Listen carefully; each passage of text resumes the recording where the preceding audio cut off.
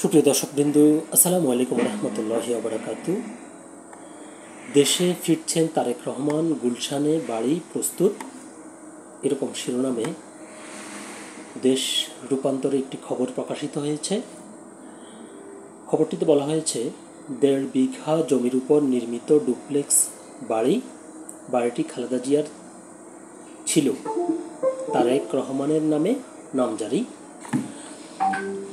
দীর্ঘ 17 বছর নির্বাসিত জীবনের অবসান ঘটিয়ে শিগগিরই দেশে ফিরতে যাচ্ছেন বিএনপির ভারপ্রাপ্ত চেয়ারম্যান তারেক রহমান। গুলশান 2-এর অ্যাভিনিউ রোডের 196 নম্বর ডুপ্লেক্স বাড়িতে তার থাকার সব প্রস্তুতি ইতিমধ্যেই সম্পূর্ণ হয়েছে। 1.5 বিঘা জমির উপর নির্মিত এই ছায়াঘেরা বাড়িটি বিএনপির চেয়ারপারসন বেগম খালেদা জিয়ার মালিকানাধীন, যা সম্প্রতি তারেক রহমানের নামে নামজারি করা হয়।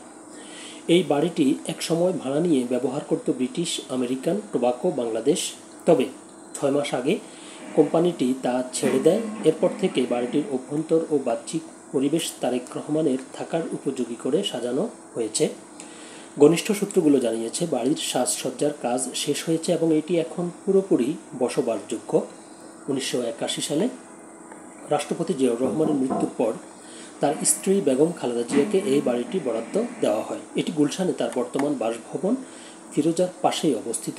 উল্লেখ্য, এর বাইরে ঢাকা সেনানিবাসের ভিতরেও আরেকটি বাড়ি খালেদা জিয়াকে বরাদ্দ দেওয়া হয়েছিল। বিগত আওয়ামী লীগ সরকারের সময় সেনানিবাসের ওই বাড়ির বরাদ্দ বাতিল করে খালেদা জিয়াকে সেখান থেকে বের করে দেওয়া হয়।